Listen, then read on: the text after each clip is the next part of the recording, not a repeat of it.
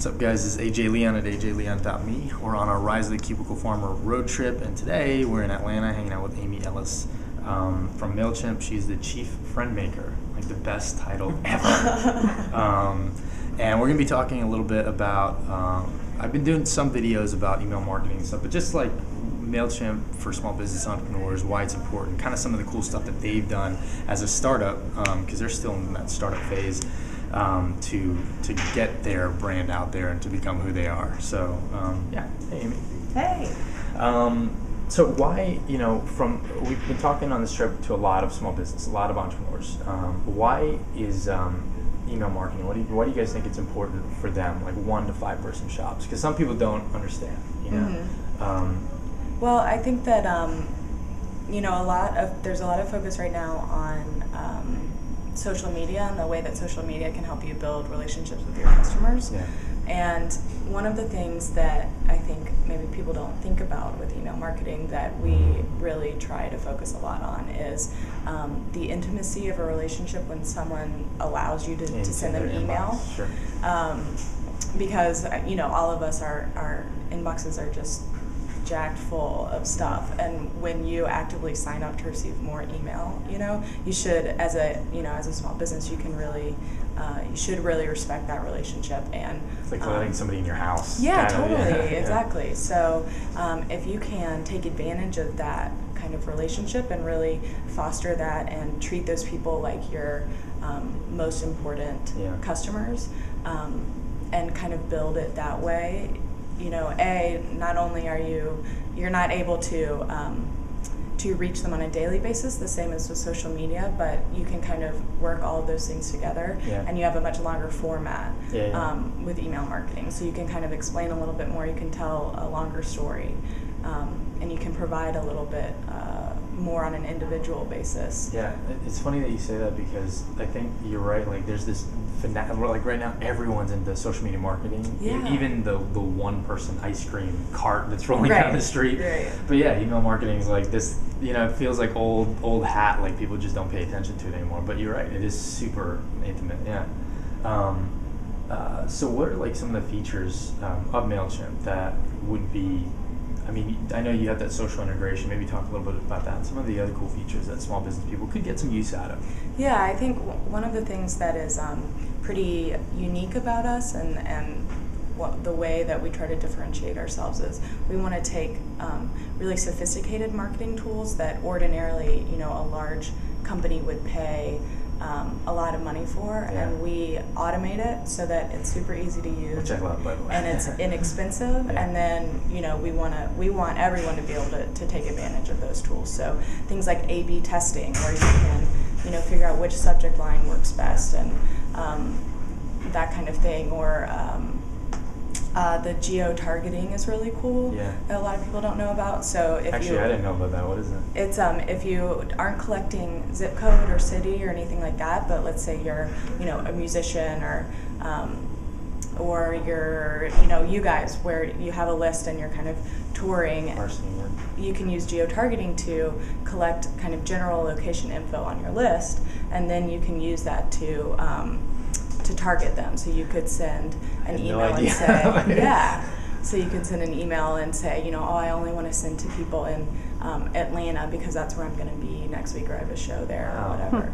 So that's pretty cool. And then the social integration is really awesome. The stuff that we recently released with Facebook, which kind of, it's a really neat kind of melding of the two worlds. So there's kind of the basic stuff where you can add a sign-up form to your Facebook page, which is great, and it's super important to have as many opportunities to collect sign-ups as you can. But then there's also, I'm sorry, Josh just texted me. Josh, who is right there. Okay, thank you. Okay, anyway, trying to get you on tilt. You turn now. Yeah. So then you can also, add a like button or, a tweet button to your email campaign, which makes it kind of instantly interactive. But then the other cool thing that we just added is Facebook comments. So like with every email campaign that you send in Mailchimp, we also create basically a campaign archive, which is just like a web page version of your email so that someone who is on a mobile phone or their email reader isn't rendering it correctly or whatever, they can view it on the web. Right.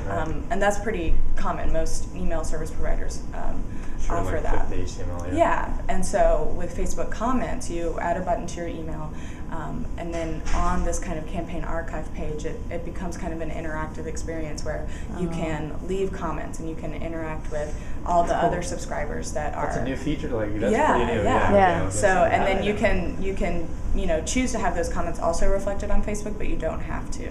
And then as the company or small business, then you can see all of those comments in Mailchimp, and then you can also kind of see a general sentiment analysis. So like, what is the overall sentiment of the comments that you're getting? That's totally cool. Yeah, and you can also you can see the subscribers specifically who are liking, and then how many of those friends are liking what they post, and just kind of get an idea of the social reach of your email campaign and bring all of that stuff Within into one ecosystem, which is pretty cool. That's totally cool.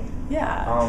One thing that I think was really cool about you guys is that you play nice. We were just talking about this. Like, you play nice with other applications. I don't feel like, because we use a lot of small business apps, not everyone does that.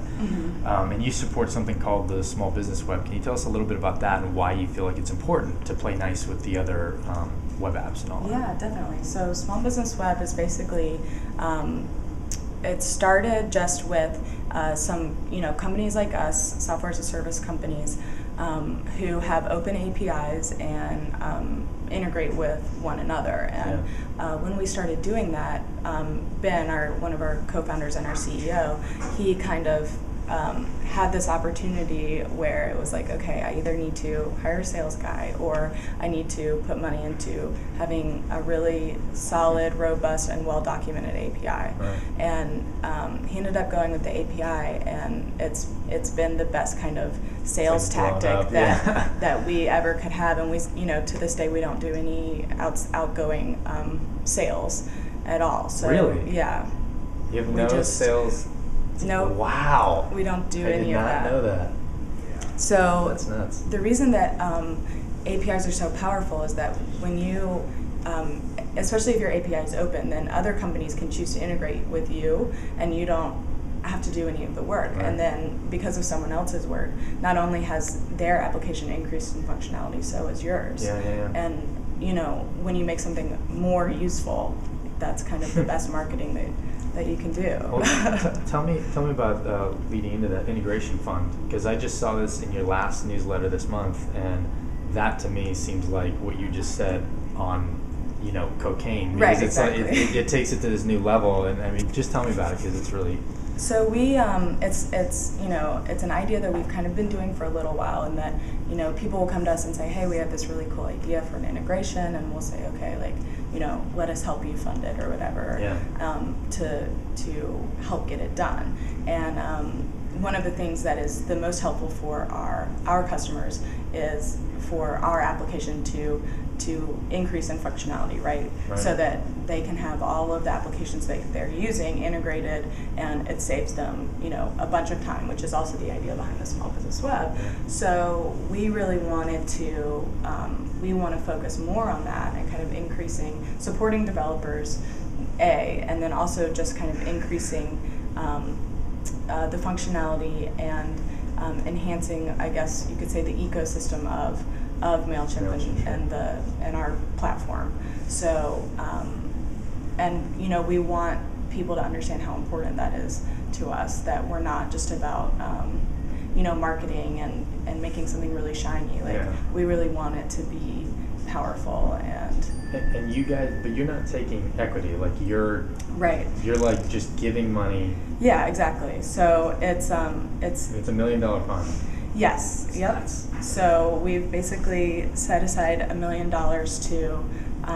to let people go crazy. So whatever your idea is, submit it, and we'll kind of talk to you about it. And if it's cool, not only will we kind of help walk you through some of it as far as working with our API and brainstorming and increasing the usability and functionality and stuff. But we'll also give you the money to do it. Yeah. And, I mean, from our standpoint, it's it's a great deal for us because we're increasing our brainstorming capability, by a ton because all of these other people, we're in kind of our little email world, and we want, as many all brains as we can, as we can have access to, and we're happy to help people. Whose idea was that? Was it the founders, or was it a collective, hey, let's give $1 million? Because it is the best sales tactic ever, because it's going to get Mailchimp, it's going to be all over. I think it's kind of recognizing the power of having an open API and of supporting developers, and also just wanting to provide our customers with a really easy solution that, whatever it is, whatever applications it is that they're using to run and market their business, we want to be integrated with. So, we don't have the resources, and we don't want to be a gigantic company that can do all of that. We would rather bring in other experts that know what they're doing and help them. That's awesome. Make that happen. So one thing about Mailchimp that is just, I think everyone gets right off the bat, is like brand fanaticism. I meet people who would kill baby bunnies for Mailchimp, We don't endorse that. Yeah, exactly. Not publicly. I really like bunnies. But it's just, people go crazy, and I think there's a few things that, we were just talking about it. It's simple, but the shirt, making awesome shirts and handing those out. Your crazy hats that you do. There's just this element to your company that it's not email marketing. It's this group of uber creative people that create an experience. How do you cultivate that in a company? Just as a tip to people creating their own company, how does one go about doing that? I think a lot of kind of the personality of the brand started with the personality of the co-founders, obviously, and then their kind of foresight in fostering that personality in the company, and then everything else kind of comes out of that. So, rather than making a T-shirt that just has a Mailchimp logo on it, I think they wanted to make T-shirts that they would actually want to wear. Yeah, sure. And and some of that has to do with probably not having formal business training and just kind of flying by the seat of their pants and doing what they wanted to do, as opposed to what someone would have trained them to do. And getting kind of using Twitter from an early standpoint to really create those relationships with people, and respecting your customers, and trying to create something that really works rather than create a team of account reps or something that can make you feel better when it doesn't work. We would rather put the energy into our user interface and our development and our application so that it does actually work. Which is can be more expensive and harder, but seems to be more efficient than in the long run. And when you have a kind of brand that is a human, that seems to kind of has humanity, I guess. Obviously, he's a chimp. Exactly. But he has a great personality. So are there with some of the crazy stuff, this is the last question I'll ask you, but with some of the crazy stuff you guys do, are there meetings around that? Is there a meeting around the crazy chimp hat idea? Do people? No. There's not. No, okay. A lot of that. Because I'm expecting there's seances where you guys come up with these nutty ideas for because it's always you see it all the time. That's why people really love you guys. Yeah, it's interesting because I think kind of as a company we try not to have a lot of meetings just because meetings suck. Right. And they can end up being a waste of time. So a lot of times what will happen is if you can kind of imagine this weird genius and person in their dark office, and all of a sudden they send out an email or they yell out and they're like, I'm making knit hats for cats, we're gonna have those made.